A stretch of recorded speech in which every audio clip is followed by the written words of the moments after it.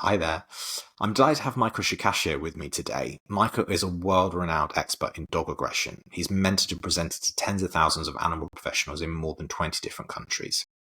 He's also the brains and calming voice behind the fantastic podcast focused on all things aggression, The Bitey End of the Dog.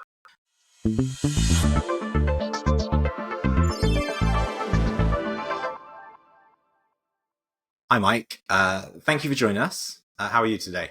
Doing well. Thanks so much for having me. Excellent. You're welcome. It's great to have you here. So to kick off, I'd love to know what drew you to specializing in aggression in dogs. Sure. I used to do a lot of fostering and rescue with dogs. So I had a lot of dogs coming in and out of my home as a foster parent. I did a lot of labs and Dobermans, Okay. and the need for more experienced fosters typically enters the picture once a rescue organization finds out, oh, this particular home is good for this particular dog. And then you start getting more and more difficult cases. But what I recognize is that the need for dogs that have behavior issues, because a lot of those dogs are the ones getting surrendered to rescues or shelters, and I want to really help the dog. So I started to learn about training and behavior and some of the basic stuff, of course. But then I started to really like the aggression stuff and working with dogs who are fearful or displaying aggression because of some underlying emotion. So that sort of gave me the behavior bug, so to speak. And I really started to pursue what I do now. And so really it's just motivated by just trying to keep these dogs out of rescues and shelters in the first place, because they are being given up on because of those behavior issues. Yeah, sure. And do you find that sometimes dogs or dogs that you foster from these shelters are kind of being labeled as aggressive, but there's other things going on? Absolutely. And that's unfortunate because, calling a dog aggressive is sort of a loaded term, Yeah. and it's just like if we call a person, that person's really aggressive or snobby or rude. It's a label that paints a picture of a personality on an animal or human, which is unfair because a lot of these dogs are displaying the aggressive behavior because they're in pain or fear or they're distressed and frustrated. So I prefer to look at the underlying motivation for the dog's aggressive behavior versus labeling it aggressive, because that can often, give them the wrong path in their journey throughout the system. Awesome. Cool. Okay. So in your in your opinion, can you explain what dog aggression means to you, I suppose, really? And what does it look like on a spectrum from more subtle behaviors or signs to Sure. more obvious ones? Yeah. Yeah. And when you think about aggression, it really is just behavior. And it falls into that spectrum. You might get things very subtle, like a little low level growl or, just a little curling of the lip, all the way on up to barking, lunging, growling, snapping, and then biting, of course. So there's, when the general public thinks of aggressive dogs, they think of all those behaviors they show. But it is just behavior. We have to remember that, because that behavior is born from some underlying motivation like Yeah. pain or fear or distress.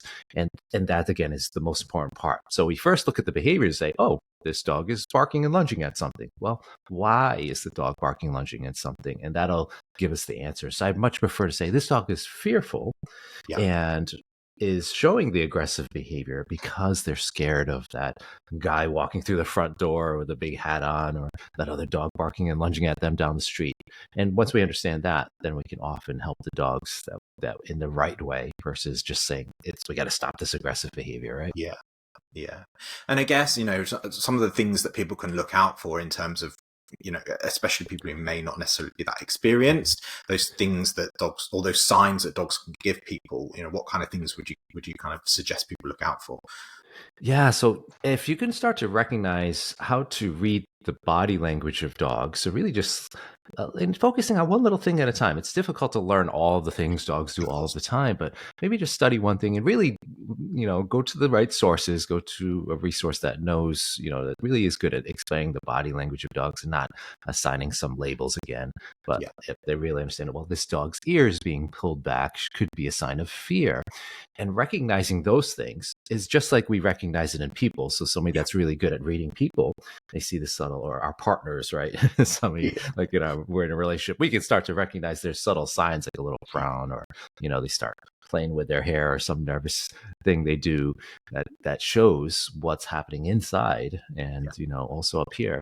And if we start to recognize that, then we can often help the dog stay out of a situation before they have to resort to the aggressive response. Because oftentimes we might miss those subtle signals, because let's face it, not all of us are great at reading those subtle signs, and we have to learn them just like we're learning another language. So if I'm going somewhere where Spanish is the language and I have a very small understanding, which I do, I've tried for years to learn Spanish and failed terribly at Me it. too, and not getting very Yeah.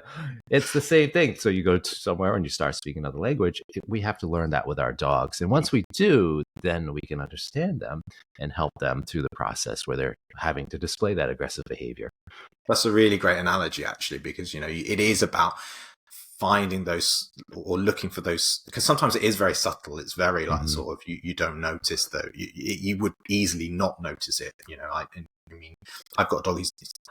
I wouldn't label him as aggressive, but he's highly strong, let's put it that way. So there are things that I know that are going to kind of trigger him into doing certain behaviors that I don't want to do. So I guess it's then also looking at how you can avoid those scenarios, and then obviously that then helps you kind of deal with any of those behaviors that dogs are. Absolutely. I think a good analogy is just saying, we should be our dog's advocate. If we see them being uncomfortable in a situation, rather than saying, "Oh, just suck it up and deal with it," is there a point where we say, "Well, let's be your advocate and take you out of this scary situation for now, so you don't have to escalate"?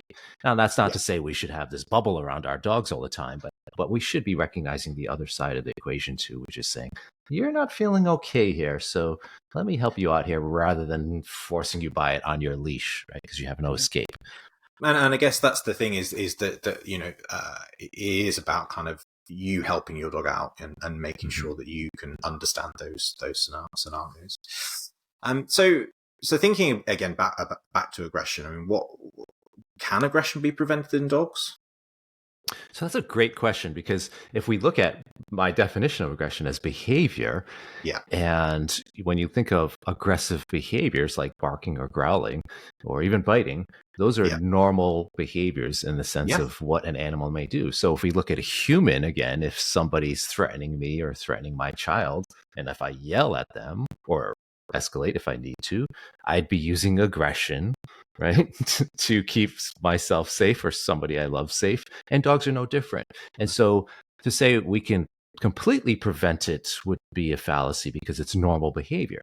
Now, what we can do is reduce the likelihood of it. So just like with people, if we keep their environment safe, we protect their resources, we keep them free of pain, it's the same thing with dogs. So if we understand that the reason for dogs, they need to display aggression, is usually because of pain or fear, distress, frustration, protecting their stuff that they value, whether it's their bones or their people or their territory.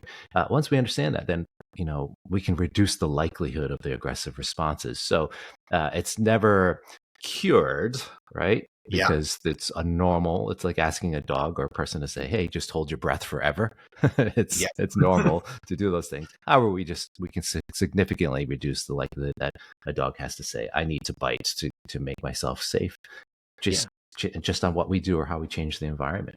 I think that's really interesting, kind of putting that on a spectrum, because you are right. At the end of the day, we would, if somebody was trying to do something to us that we didn't want to happen, we would at some level provide some kind of not negative response, some response to mitigate from that thing happening. And that may, dependent on the severity, may actually be aggression. We might have to become what people would deem aggressive. So it is the same thing, isn't it? It's looking again right.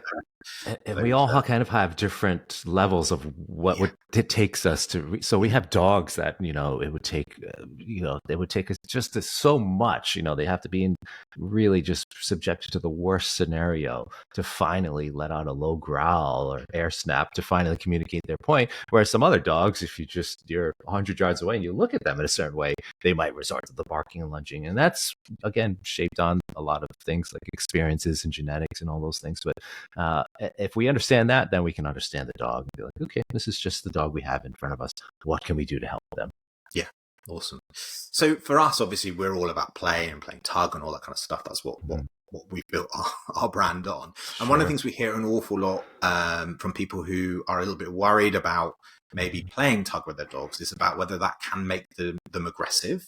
I mean, can you kind of shed some light on whether that's true or a myth? Sure. And I can totally understand why that people would think that, oh my gosh, my dog's being so aggressive when I'm playing tug. It's because it looks sometimes like an aggressive response. So if we're used to seeing a dog growl at another person when they go near their food or something like that, we're like, oh, that sounds exactly the same when I'm playing tug, but it's a completely different system that's going on, and it's play, and it's what they call ritualized aggression. The dog's kind of practicing, just like two kids at a playground. They're sword fighting or fake boxing or whatever. They're playing superhero and evil person, like that. They're playing, and so it can look like if I was maybe a dog that's looking at two kids swinging swords at each other, like, oh no, what's happening? But it's actually just, once you learn that, it's ritualized aggression, it's play.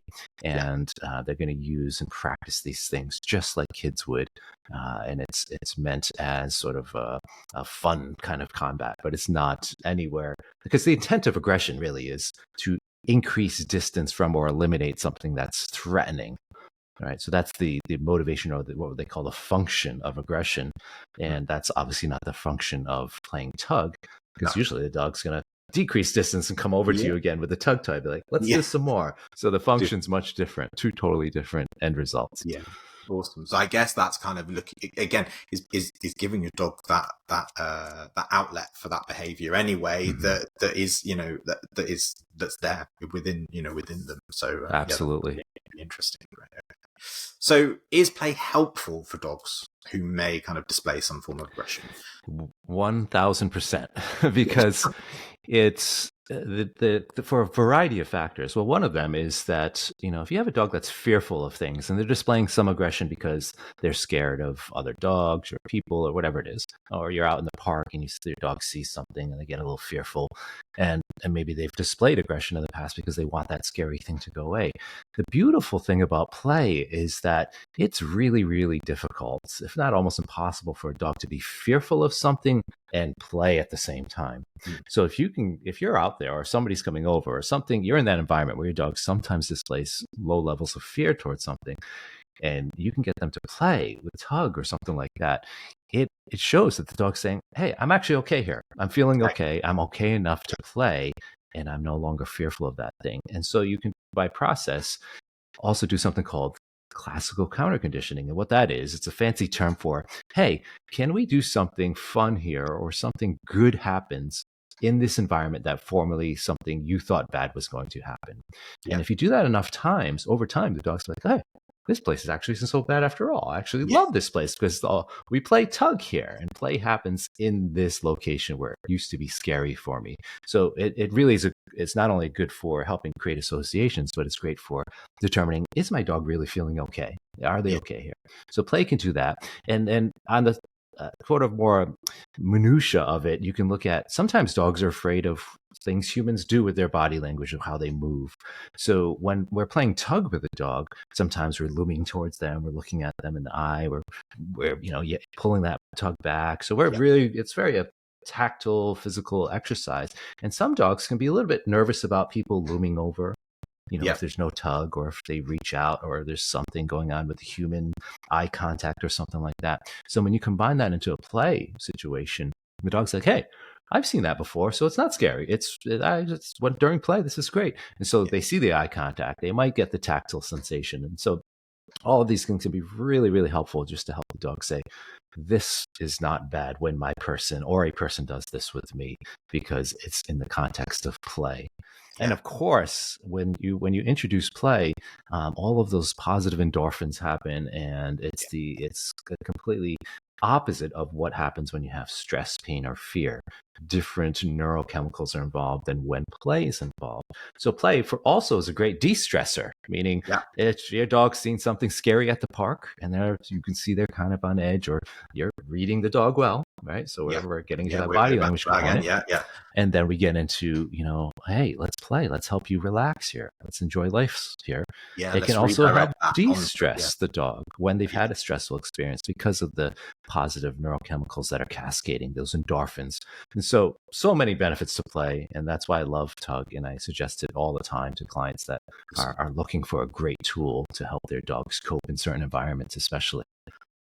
Yeah. And I think, it is again about, you mentioned this then, but really about building those positive associations and actually having that game of Tug. It isn't necessarily, I've heard one of my dogs is very vocal when when we're playing a game of Tug, and you can sometimes hear I hear customers say, "Oh my god, my dog's been growling when they're playing," and it's like, well, actually, no, it's a different type, different type of the way that they're expressing themselves, really, in terms of actually they're telling you that they're having a good time playing that game of Tug. Absolutely. One other thing we didn't talk about too is just the benefits on learning. So there's lots of research been done on how much play can impact learning. So if you're looking to also do training, incorporate Tug into that. So you can say, okay, because this not only you're getting play, but you're getting the benefit of positive reinforcement, meaning that the opportunity to play Tug can be the reinforcer for the behavior. Let's reward your behavior that I'm trying to train you to do with Tug. And so I think it speeds up the learning process even faster, because just like children, when we play, we tend to remember things more than if we're just looking at the teacher writing on the chalkboard, right? Or at least the old chalkboards when we were younger. But yeah, it's so beneficial in so many ways. Awesome. Perfect. Great. Well, thank you so much for taking the time to chat to us. It's been really, really great. If people want to find out a little bit more about you, where can they go? The easiest place to find me is aggressivedog.com, singular, so one dog, aggressivedog.com. And all of anything that they're interested in is there. The podcast, free, I have tons of free articles and videos on there, as well as information about conferences and courses. So it's your one-stop shop for all things aggression in dogs. You can find it there. Okay. Oh, yeah. Excellent. Perfect. Well, we'll also put a link to the website in the show notes for on YouTube and also on the podcast. But yeah, thank you so much for joining us today. And hope to speak to you soon. Great. Thank you, Danny. Take care.